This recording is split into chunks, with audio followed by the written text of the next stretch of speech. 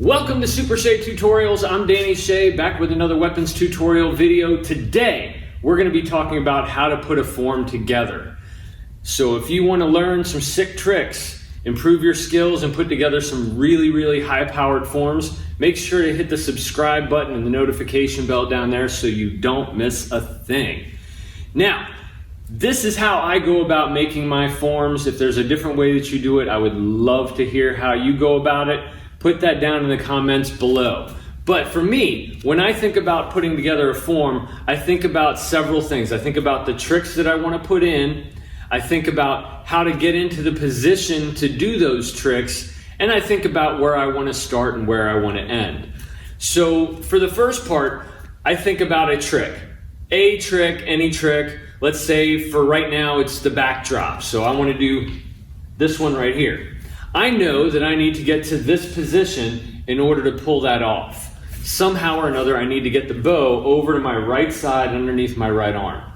So that for us is a reverse strike. So let's say I'm starting from a forward strike.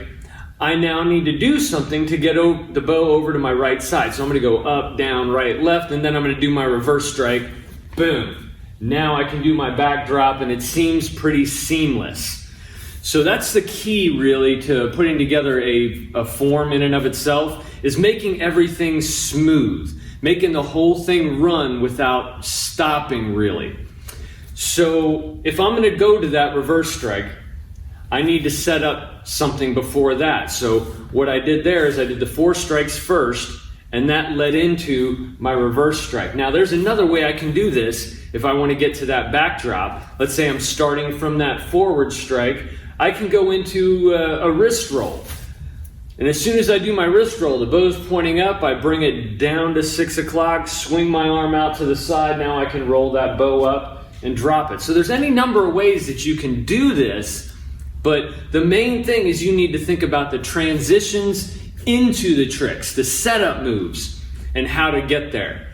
Now, as far as the very beginning, the starting point for my current form is right here, because my first move is going to be a toss, and that's how I figure out what my starting point's going to be, or for us, we call it our jumbi. My jumbi is right here, and the first move is going to be this. All right, I'm immediately going into my first trick. I'm doing a toss right off the bat. So I don't think about what's the coolest position I can start in. You know, is it here or something like that? I think about what's the first move that I'm going to do.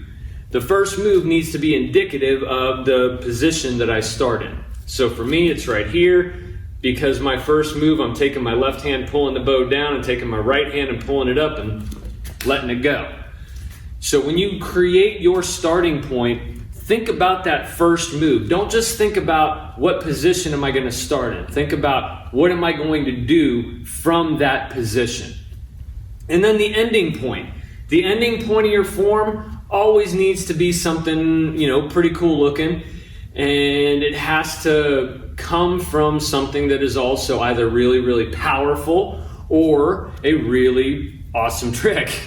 So when you're coming up with your ending point, I try to start and finish exactly the same. So in my form, when I finish, I'm actually coming into the defying gravity trick. I bring it up and over, and then this hand brings it straight up and down. Or I can come off of a completely different trick and do a toss coming from the backside, toss it up toward the front, and bring it straight down.